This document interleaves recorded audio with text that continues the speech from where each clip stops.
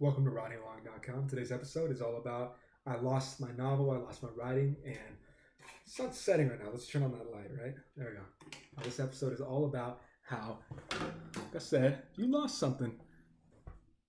Write it again. It's not a big deal. It really isn't. You will be able to come up with something, again, probably even better. This is what I always tell writers when they lose something. Let's say you lost this hard drive you had, you lost a laptop. You know, if I tell people hard drive now, they don't even know what I'm talking about. Younger people, if you don't, cool, the world has moved on. Everyone else, you know what I'm talking about.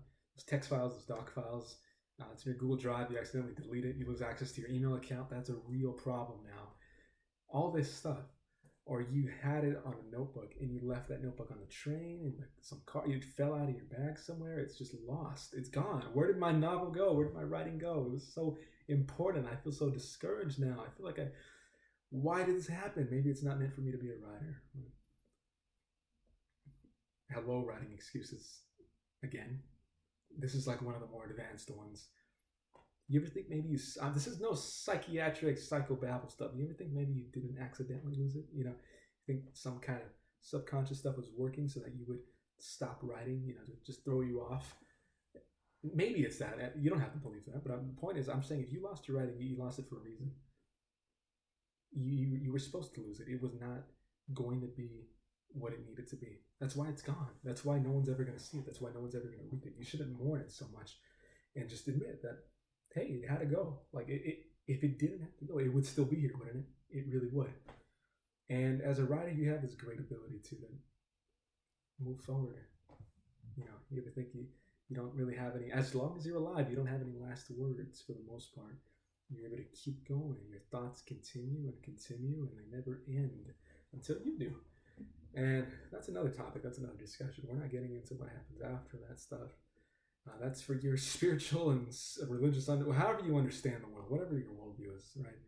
That's for something else. But you know, when you're here, you're going to have a conversation with someone today, tomorrow, at some point. And those aren't going to be your last words. You're going to say something else to someone else.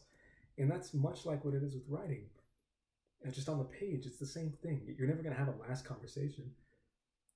I mean, you can just keep going. You can write another story. You can write another novel. And again, keep in mind, if you lost it, don't worry so much about it. Maybe it wasn't meant to be published. Maybe that wasn't the work that was supposed to be presented forward. Now, I don't mean like if you left it in somewhere, don't go check the lost and found for it. Don't give up on it. But when it really is one of those hopeless things, like, you know, my email is locked out and I cannot reach a human at google.com because it's such a massive entity that I will never get access to my account again. You know, it's that kind of stuff. Don't worry so much about it because you will come up with something even better, even greater, even beyond what you thought you were even able to do, more capable than anything really you thought you were. Like, you develop and grow from that kind of stuff too, because there is a sense of loss, and from loss you do grow and develop as a person. Very few people would contest that. Same with writing. Yeah, you're gonna feel it. I'm telling you not to feel bad, but come on, it hurts a little bit, right? I'm telling you not to feel bad because I don't want to just make this a sappy, like, oh, I'm so sad for you, this sucks, let's just make this a video where we just cry about your book, your unfinished book. No, I don't have the time for that. You don't have the time for that either. I hope you. No, you don't have the time for that. Cut that out. I've lost stuff too. Plenty of stuff. It sucks. Stuff I don't even know where it's at. I don't even know where to begin looking for it, but I remember it. And you know what? It didn't stop me from writing a novel. And it doesn't stop me from writing a second. It hasn't stopped me from writing a third right now. And it doesn't matter. Certain chapters I'm just gone. I wrote new ones. You can write new ones too. It's not so bad. As a writer, you're supposed to experience this. I think as an artist, you're supposed to experience this kind of stuff. And writing is an art. You don't have to obsess yourself over with that. Like, I don't really care for the art kind of talk so much because it just dilutes what writing really means if that's all you talk about. After all, we're not actively being readers here.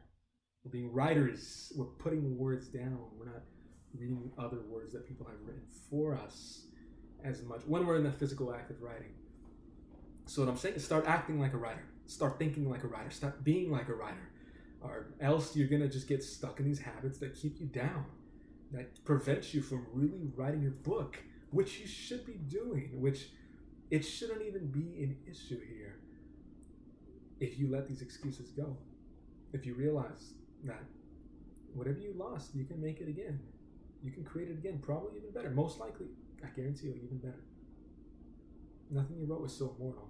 If you think it's immortal, whatever you lost, tone yourself down a bit, please, for the sake of your future readers. You're not writing the greatest thing ever, because it's not a measurement. You don't measure books like that. Like, this is the best book. What does that mean? So calm down if you have that idea in yourself. Not for my sake, I don't care. I mean, I may never read your book. I don't know who you are. You're anonymous. You're on the other end of this listening to me. But I'm saying for your readers, you owe them a bit more respect. Be at their level. Don't put yourself above. The nature of having a book puts what you're saying already above the normal noise in their lives, but doesn't mean like more profound or anything. It's just the context of it. So with that in mind, with that kind of attitude, you should be able to be a little more okay with, losing something here and there. Plenty of musicians. I like to relate writing with music all the time. I hope you enjoy that too, because that's, again, like I said, they're so closely tied together. Lots of artists. Ask them, if you know a musician, there's a lot now, a lot more. It's more accessible. Ask them. They probably lost the song they recorded. They probably lost the whole album or whole work, whatever they wanted to get out in the world. Their laptop crashed, their computer crashed, they lost the master tapes, the recordings, the stems of it, and it's just gone. I mean, there's no recovering it. It's a part of life as a writer, as an artist. You cannot avoid it. If you haven't lost something yet, you will. I'm sorry to tell you that, but I'm also not, because you will grow from it also. So just be a little conscious of that, be aware of that. Don't be wary of it, but just, definitely turn on autosave. Utilize the tools that you have available to you. If you're writing on a computer, use autosave. Upload it to your Google Drive or your OneDrive, whatever software you have. I'm not sponsored by any of these, unfortunately, right? I would love to be, but yeah, it doesn't matter. That's what I'm saying. Like, I'm listing these things to you guys because you guys and girls, because I want you to utilize what's available to you. I don't mean be reckless with your writing. Hell, if you're writing in a notebook, take a picture of it.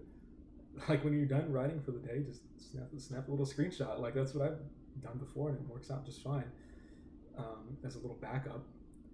And you'll get better. If anything, it helps you treat your writing a little better too, because it's like you wouldn't leave a child just sitting on its own, right?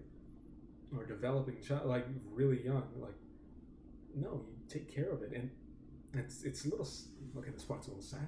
Skip ahead if you don't want to be sad, but it's like 30 seconds. Skip ahead.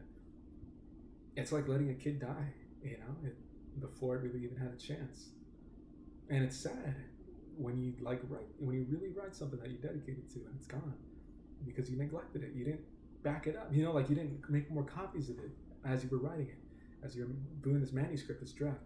And you know what? You're going to learn the next time. You're never going to forget it if you treat it like this. Wow, I wouldn't treat something that matters to me like this. Why would I just throw it in the drawer? No, take care of it. Back it up in 3 different servers. Like, you wrote it in a notebook, take a screenshot, save those screenshots, not a screenshot, photos. Save those on your computer, save those on your laptop, on your phone, everywhere. Upload them to the online file hosting thing. Just, you're going to take care of your writing a little more. And that alone, that you're now forced to kind of prioritize and understand just how much it means to you. Your writing and the way that you write in general is also going to be affected by that. It's going to be influenced by that. Your reader's going to be able to tell, like, wow, he or she really cares. It comes through. I'm able to know what they're saying. They're being like very sincere and thoughtful. There's a lot of thought going into it, and that's value. You're treating it like it's valuable. If you treat your writing like it has value, others are going to too. And you don't have to just force yourself to treat it like it does. It legitimately does. It's your thoughts, it's your voice, it's your actions, it's who you are. And I don't think you want to be just very careless with that.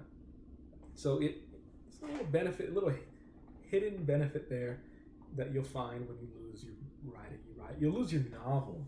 You'll write a whole book and you'll lose it. Like it's just gone. But you won't do it again.